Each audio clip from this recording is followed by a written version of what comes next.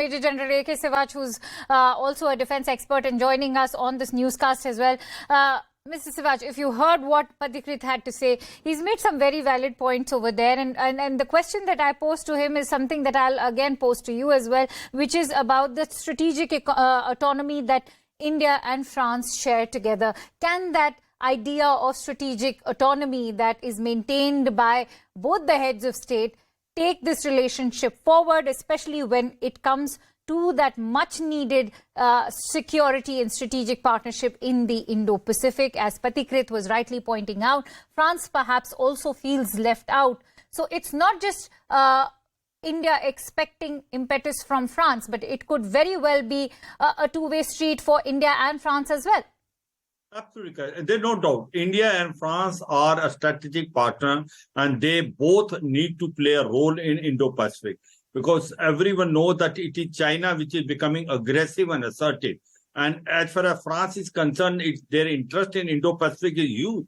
They have the maximum island territory which are of France. There are 15 to 20 lakhs French people staying there. So they also want that the supply chain as well as the sea lane are open, and therefore there is a requirement of coordination, cooperation between India and France. In fact, India has always advocated there should be a Quad Plus in which the France should become a partner, because of course I agree that AUKUS, where Australia and UK are giving a nuclear powered submarine to the Australia, the first submarines were to come from France only. But that point remains behind the scene now. What it needs to be a coordination and cooperation of Quad countries as well as France to make sure that as far as Indo-Pacific concerned, it is free, open and inclusive with freedom of navigation, rule-based international order, maintaining territorial integrity, sovereignty of all nations. So it is a requirement and it is a necessity felt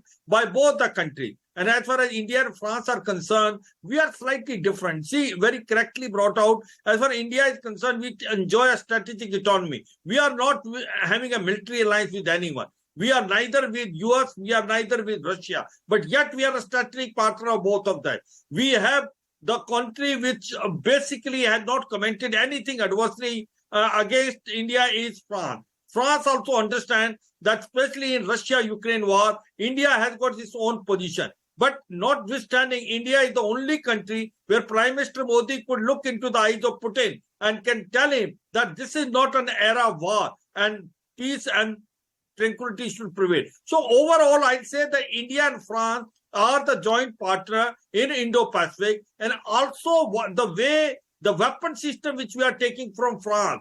If you compare with France and US, the dependability is more on France compared to US. And the reason are two. One is 100% transfer of technology, and there are no attachment to any deal. Right. That is very important to it. And especially we went for Rafale. We did not go for AF-18 Super Hornet. Even earlier when we have taken 2 squadrons of Rafale for Indian Air Force. The reason is simple, because both are 4.5 generation, but it is much easier to handle France, and France gives you almost everything, and especially the transfer technology. On that note, Major General Siwach, I will bring in Pathikrit also on that note. Pathikrit, you heard what Major General Siwach has to say. There's a very significant point over here. When we talk about the competition between deals as far as the United States and France is concerned, we all know that with Rafale, competing against Rafale was Boeing, their Super Hornets. But of course, Rafale won it this time as well. Earlier, their tender was for the Indian Air Force. This time it is for the Navy. The kind of contribution we are seeing towards various aspects of the Indian forces when it comes to French defense contribution, it's immense. But what is that quality about French strategic cooperation that wins over the US strategic cooperation? I'm sure that the US Congress and the interventions made at the congressional levels don't make it as pliable as it is for India and France. Well, number one, if you look at the Rafale deal, first and foremost, the Indian Air Force have been using fighter planes of French origin for a long time. We must remember that whether it was the Kargil war or the Balakot airstrike, those were done by the Mirage 2000s, which are of French origin, and the same company called Dassault. So in that way, Rafale actually was a logical conclusion and logical consequence for Indian Air Force. Now, when you have Indian Air Force already using a Rafale, in that case, taking the marine version, which could have 80% commonality with the Air Force version, it actually helps in terms of logistical aspect of it and interoperability part of it, and in terms of training. Interoperability part means this, that if there is a necessity, Indian Air Force can also use the Rafale Marine in case of, say, deploy it in LOC or LSE. That is one part of it. Secondly, when it comes to technology, there is a very distinct difference between what the Americans look for and the French.